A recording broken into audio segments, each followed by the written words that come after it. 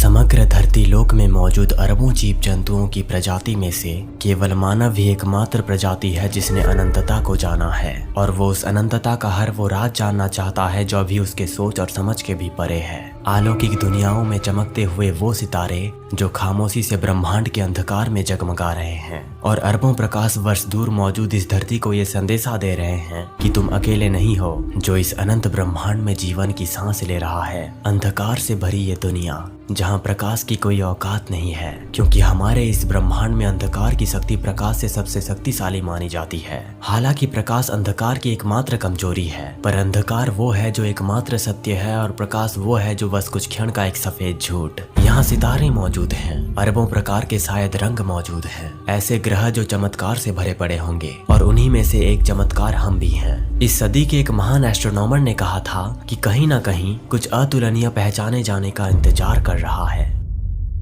युगों से भारत उपमहाद्वीप में रहने वाले लोग उस महान शक्ति की पूजा करते आए हैं जिसे प्रकृति कहा जाता है। इन्होंने हर एक चीज में भगवान ढूंढ लिया। अग्नि के तेज से चमकते हुए उस सूरज से लेकर ठंडी खूबसूरत रोशनी प्रदान करने वाले चंद्रमा तक, धरती में मौजूद पावन माटी से लेकर खाद्य पदार्थ देने वाले पहाड़ों, जंगलों और वृक्षों तक, पावन अग्नि से लेकर तेजोमय प्रबल वायु तक, मानव को जीवन देने वाले खेतों से लेकर अपने जानों वाहनों तक, गाय और बैल से लेकर गगन में उड़ने वाले पक्षियों तक, दुनिया की हर एक छोटी से छोटी चीज से लेकर हर वो बड़ी चीज को वो पूजते हैं जिनकी प्राचीन शिक्षाएं आज भी दुनिया भर में कायम हैं। हिंदुओं के वो महान पूर्वज जिन्होंने दुनिया को चेतना, शक्ति, धर्म, कर्म, दुनिया और ब्रह्मांड का वो ज्ञान प्रदान किया था जो बिल्कुल अमूल्य है और जिन्हें मैं शब्दों में बखान नहीं कर सकता। ना तो किसी चीज का जन्म होता है और ना ही किसी चीज का अंत होता है, सब पहले से हर वक्त मौजूद हैं। बस वो चीज किसी दूसरी चीज में परिवर्तन होती रहती है जिसे देखकर हम सोचते हैं कि इसका अंत हो गया या इसका जन्म हो गया।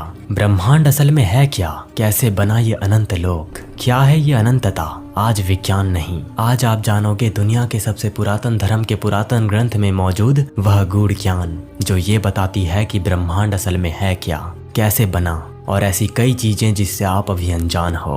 वेदों में ज्ञान का भंडार कहे जाने वाले ऋग्वेद में ब्रह्मांड के निर्माण के विषय में वो गूढ़ ज्ञान प्रदान किया गया है जिसे पढ़ते वक्त मुझे वो सुकून मिल रहा था जो आपको अभी मिलने वाला है। ऋग्वेद का नासदीय सूक्त जो ऋग्वेद के 10वें मंडल के 129वें सूक्त में मौजूद है, वहाँ ब्रह्मांड के विषय में कुछ ये लिखा गया है। नासदीय सूक्त का पहला श्लोक ये कह रहा है कि जगत की उत्पत्ति से पहले ना ही किसी का अस्तित्व था और ना ही किसी का अनस्तित्व, मतलब इस जगत की शुरुआत ही शून्य से हुई है। तब ना तो हवा थी और ना ही आसमान था और ना ही उसके परे कुछ था। चारों ओर समुद्र के भांति गंभीर और गहन बस अंधकार के अलावा और कुछ नहीं था। नासदीय सूक्त का दूसरा श्लोक कह रहा है कि उस समय ना ही मृत्यु थी और ना ही अमरता, मतलब ना ही पृथ्वी पर कोई जीवन था और ना ही स्वर्ग में रहने वाले अमर लोग थे। उस समय दिन और रात भी नहीं थे। उस समय बस एक अनादि पदार्थ था जिसे प्रकृति कहा गया है, मतलब जिसका आदि या आरंभ ना हो और जो सदा से बना चला आ रहा हो। तीसरा श्लोक जो ये कह रहा है कि शुरू में सिर्फ अंधकार में लिपटा अंधकार था और वो जल की भांति अनादि पदार्थ था जिसका कोई रूप ही नहीं था, अर्थात जो अपना आयतन न बदलते हुए अपना रूप बदल सकता था। फिर उस अनादि पदार्थ में एक महान निरंतर तप से वो रचयिता परमात्मा या भगवान प्रकट होता है। फिर चौथे श्लोक में लिखा गया है कि सबसे पहले रचयिता को कामना, विचार या भाव आता है सृष्टि रचना करने का, जो कि सृष्टि उत्पत्ति का पहला बीज था। इसी तरह रचयिता ने विचार कर अस्तित्व और अनस्तित्व की खाई पाटने का काम किया। और पांचवें श्लोक में ये कहा गया है कि फिर उस कामना रूपी बीज से चारों ओर सूर्य किरणों के समान ऊर्जा की तरंगे निकली जिन्होंने उस अनादि पदार्थ प्रकृति से मिलकर सृष्टि रचना का आरंभ किया था।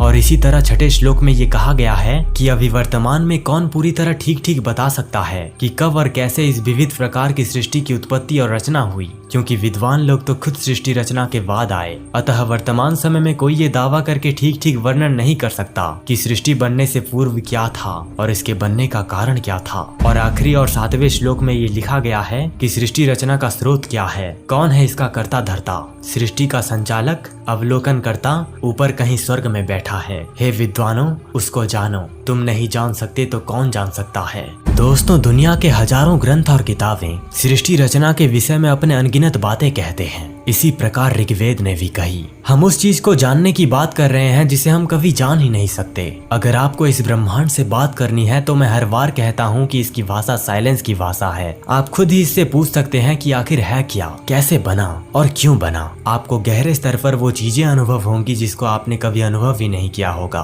तो आज के वीडियो में हमने ऋग्वेद में मौजूद ब्रह्मांड के क्रिएशन की बात की, पर आगे आने वाले वीडियोस में हम ऐसे ही अनंत ज्ञान की बात करेंगे। आपका मूल्यवान समय देने के लिए धन्यवाद।